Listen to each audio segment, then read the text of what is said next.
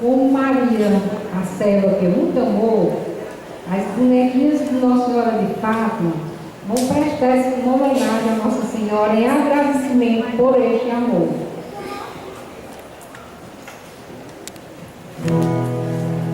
Senhora de Fátima, nossa padroeira, vamos festejar.